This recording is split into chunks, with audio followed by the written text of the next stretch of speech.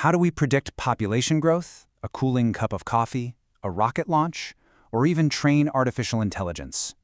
Welcome to this explainer, where we're taking a deep, visually stunning dive into the mathematical code that literally runs the universe.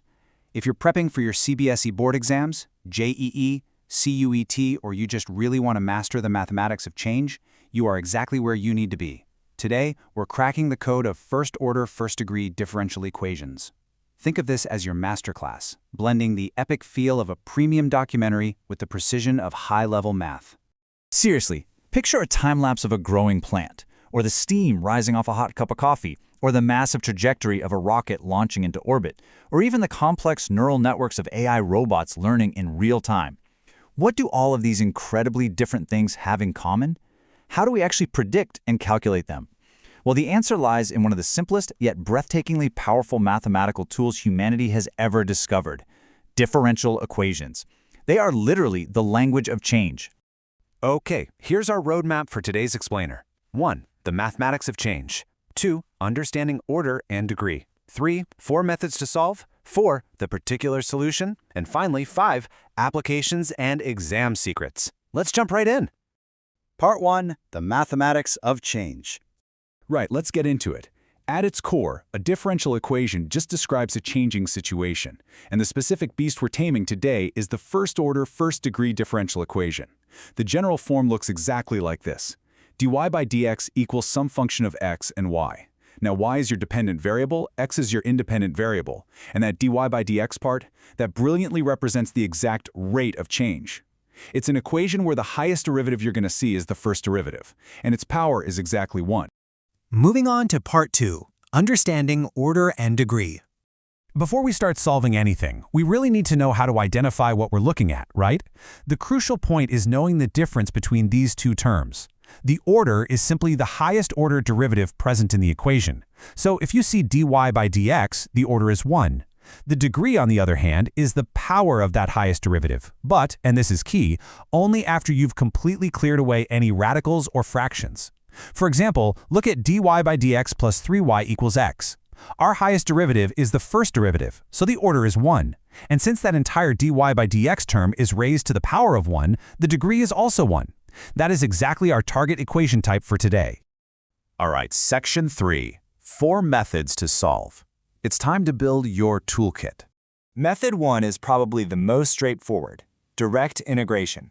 You're going to use this when dy by dx simply equals a function of x alone. Look at this equation. dy by dx equals 3x squared. All you do is integrate both sides with respect to x. The integral of 3x squared is x cubed. But, and this is massively important, you must always remember to add c, the constant of integration. So your final answer is y equals x cubed plus c. Super simple, elegant, and highly effective. Now let's step it up to method 2, separation of variables. This does exactly what it sounds like. You use this when you can cleanly separate your variables, grouping all your y's with dy on one side and all your x's with dx on the other. Take dy by dx equals x times y.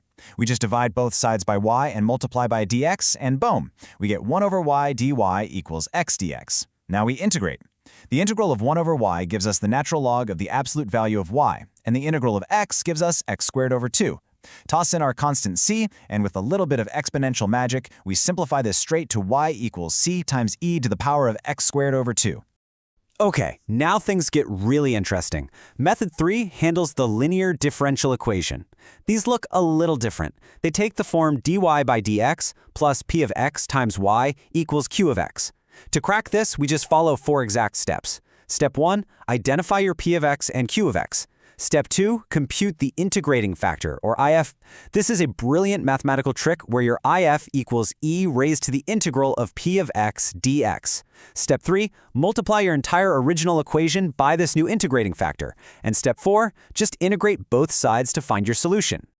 Let's actually see this in action so it makes sense. Take the equation dy by dx plus 2y equals e to the power of 3x. Instantly, matching it to our standard form, we can see that p of x is 2. Following step 2, our integrating factor is e raised to the integral of 2 dx. That simply gives us e to the power of 2x.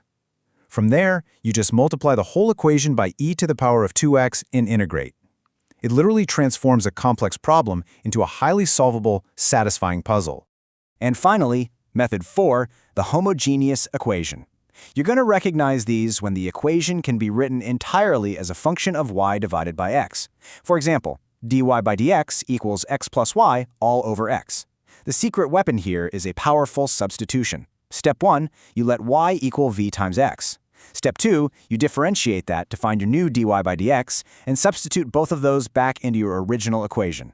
Step 3, this completely magically converts the equation into a separable form. And step 4, you just fall back on method 2, separation of variables, to integrate and solve the whole thing. Moving right along to section 4, the particular solution. So, what's the real difference here? Well, the general solution, which is what we've been finding so far, contains that arbitrary constant c. It actually represents an entire shifting family of curves. But the particular solution? That satisfies very specific given initial conditions. It locks that curve into one exact unmoving path. Let's look at an initial value problem to see exactly how we get there. Say we have dy by dx equals 2x, and we are told that y equals 5 when x equals 1. First, we find the general solution by integrating, which gives us y equals x squared plus c. Now the fun part, we just plug in our initial values. Replace y with 5 and x with 1.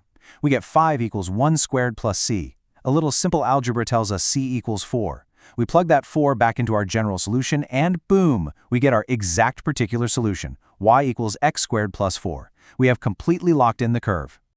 And now our final stretch, section 5, applications and exam secrets. I want you to realize these equations aren't just confined to a textbook or a chalkboard. They literally govern the real world. In biology, they model dynamic population growth. In physics, they calculate the exact rate of radioactive decay and Newton's law of cooling. Over in economics, they're predicting interest growth and business forecasting. And in tech and AI, the machine learning algorithms and gradient-based optimizations powering our future are entirely built on the foundation of these exact differential equations. All right, time for a quick interactive quiz. Let's test your focus. Look at this equation format on the screen.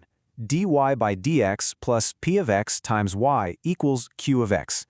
Which of our 4 methods from the toolkit is used to solve this exact standard form? Think back. Did you say the integrating factor method? Because if you did, you are absolutely correct. Fantastic job. Being able to recognize that standard form instantly is practically a superpower when you're sitting in a high-stakes exam like the JEE or your board exams. Now, speaking of exams, listen closely because this could literally save your grade. Do not drop easy points by falling into these super common traps. Never, ever forget your constant of integration, the infamous plus c. Be incredibly careful not to mix up order and degree.